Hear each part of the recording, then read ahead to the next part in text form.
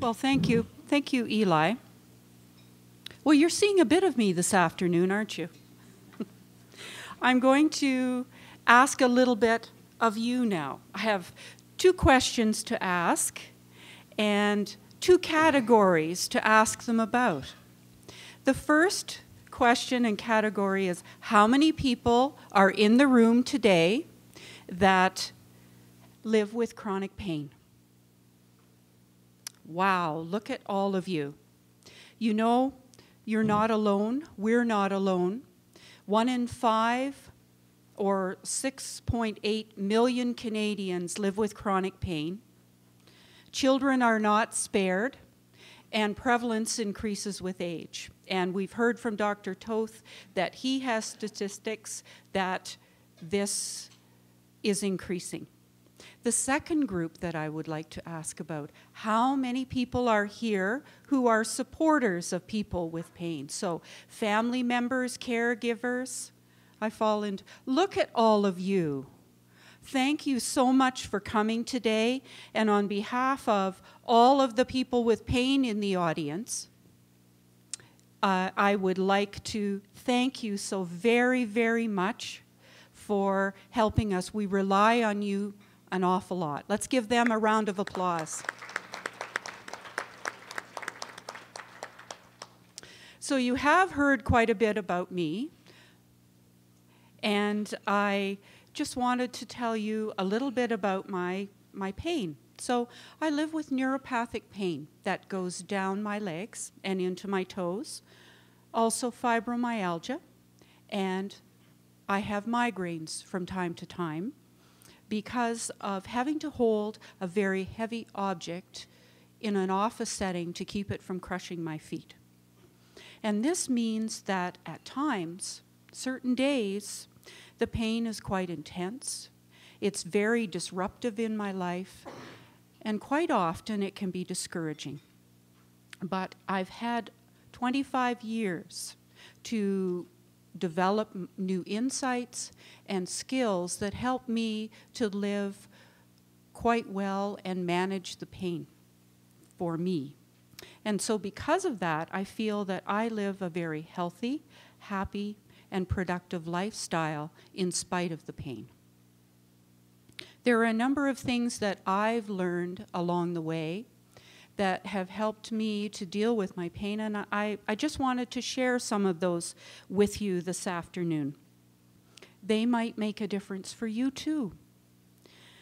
The first is that it takes a great deal of courage to be able to come forward and ask for help with chronic pain because of the misunderstandings that we face, and also because of the stigma that we live with concerning chronic pain. So I hope that all of you are very proud of yourselves today for coming out, and we hope that you're going to get a lot of help in dealing with your pain. And I'm getting lots of hand signals from the back. I'm not sure what to do with the microphone.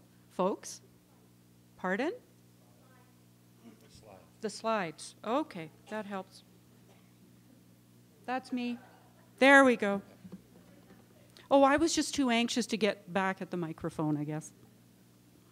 So, something else that I learned was the difference between acute and chronic pain. And I found that this was very helpful for me in order to look at the way that I look at my pain, what I call my pain, and also the way I refer to myself and my pain as a way to move forward. So acute and chronic pain started it all off for me, and we've heard what that means from our previous speakers. I realized that I was living persistent chronic pain, but my thinking was in acute mode, which means I was still looking for someone or something to fix my back and take the pain away. When I was able to match up my thinking with the reality, then I was able to start to move forward and do a shift in my thinking and in my attitude. But there was still one major problem, and that was I was struggling with the words chronic pain. To me, they felt like a life sentence, and I felt hopeless and helpless when I used that term.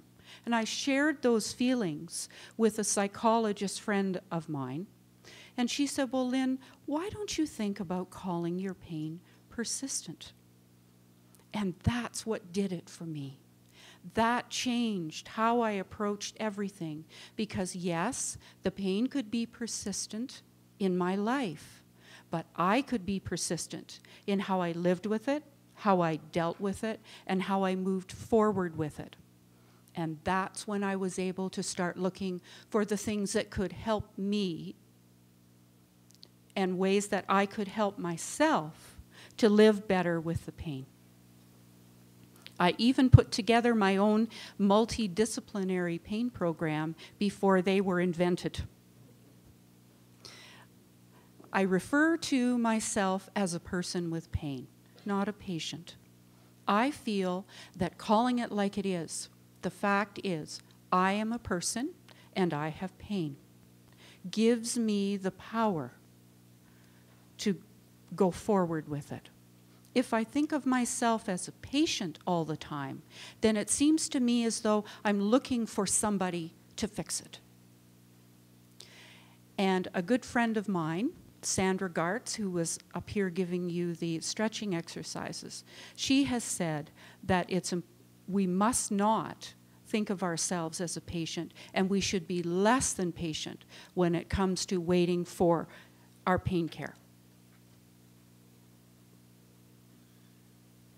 There we go. So I came to understand that it's extremely important that we become actively involved in our pain care. At this point in time, we know there's no cure. The chronicity of the pain means that although medicine and our healthcare providers can help us with the pain, we are the ones that live with it 24/7. We are the ones who have to figure out the details and choose the treatments and strategies that work for us. To become actively involved in our pain care, we must learn all we can about our particular condition, chronic pain in general, and the strategies that we can use that are available to us. Sources of knowledge are your healthcare providers, programs run at multidisciplinary pain clinics like the one in Calgary, chronic pain management courses that are developed from the Stanford self-help model, and well-run support groups that use evidence-based learning. There are events like this one that are helpful. Also, organizations are turning to webinars, and the Canadian Pain Coalition is co-hosting a series on webinars called Chronic Pain Moving Forward. If you'd like more information about the upcoming events, just visit canadianpaincoalition.ca. So I began my journey looking for information about pain in the dark ages, and that meant I had to take myself to the University of Waterloo in Ontario, go to the 8th floor of the library, and start looking through pain journals. And now you just pop on the internet and get information. But what we have to remember is it's important to go to reliable, medically vetted sites. And I can assure you that CanadianPainCoalition.ca is one of those sites. And you'll be interested to know that we have the Pain Resource Center there, where you can find information about pain conditions, ways to help yourselves, and also resources that we have identified across Canada. And I know from personal experience that the time that we invest in learning about our pain conditions gives us the knowledge that helps us to be more confident and able to speak with our healthcare providers and to make our visits with them more productive. Also, knowledge helps us to ask relevant questions and to be able to make informed decisions about our pain care.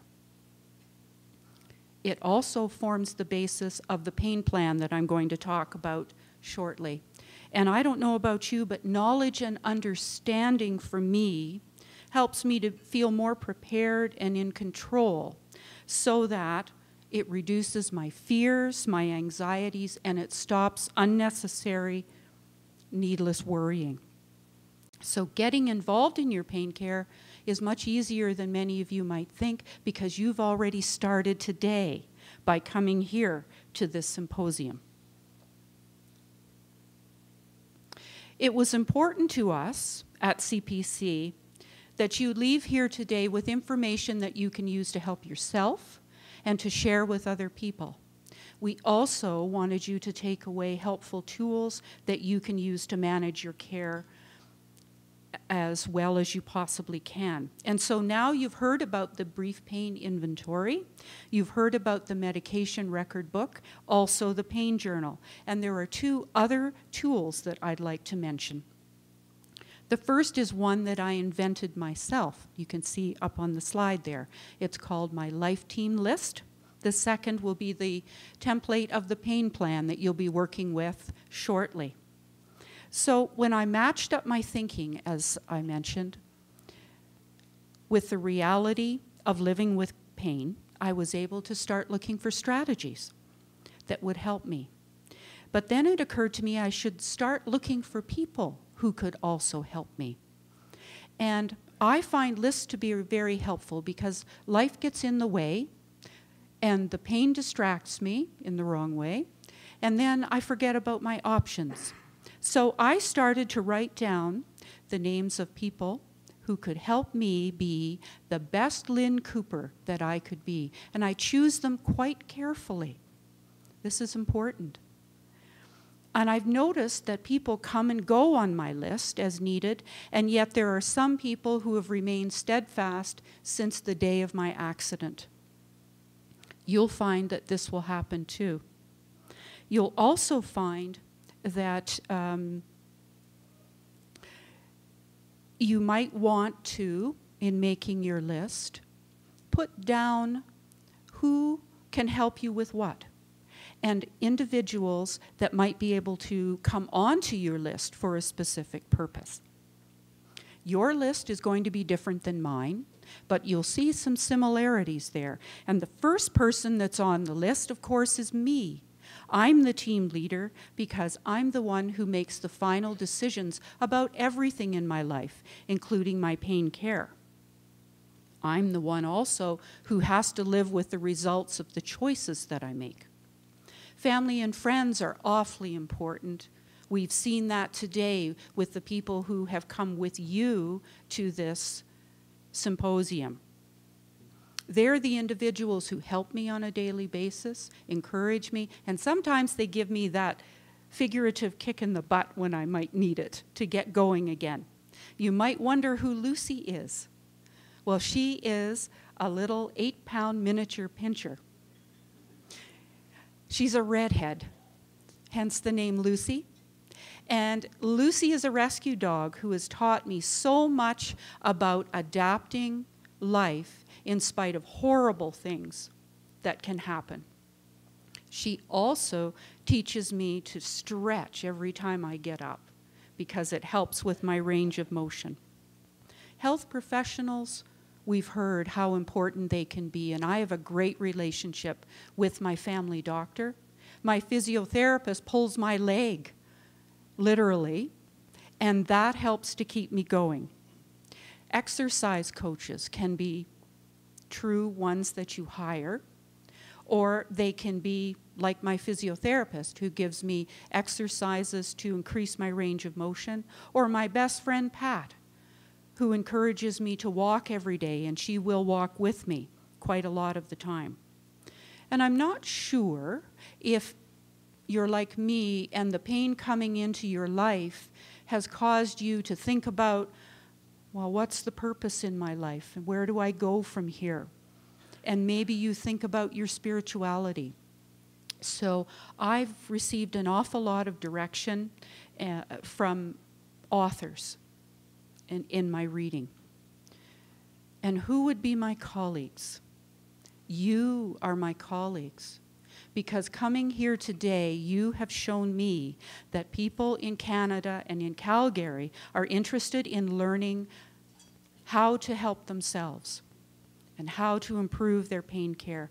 And so you inspire me to keep going, to make as much as possible opportunities like this for people to come together to learn. And my colleagues on the Canadian Pain Coalition and all of our speakers here today, you encourage me that we really are making a difference. So why would I put a financial advisor on there? Yes, I did buy a 649 ticket last night. I'm really, really hopeful that I am a millionaire.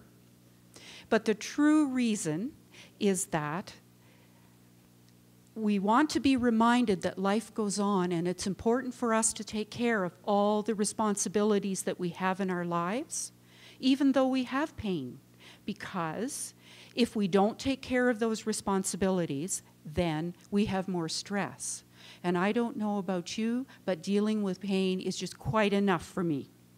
And the lesson bringers. Well, Lucy is a perfect example of a lesson bringer, and you might have someone in your life, or maybe someone here, that will make a difference today. I'm wondering how many people knew about a pain plan before you came today? Raise your hands. Oh, a few of you. How many people have a pain plan? A few? Great. That's wonderful. When we did our survey last year, we found, as you can see, 54% of the people with chronic pain said they had a pain plan. We were totally delighted that 91% of those people were working their plan. So that meant that they were learning how to cope well and live well with their pain. We were really concerned about the 45% who didn't have a plan. And this helped us to make the decision to create a pain plan template. So this slide is meant to tell you that pain affects every aspect of our lives. It affects work, our social life, family and relationships, and our personal lives. It assaults us physically, emotionally, and spiritually. We all know that.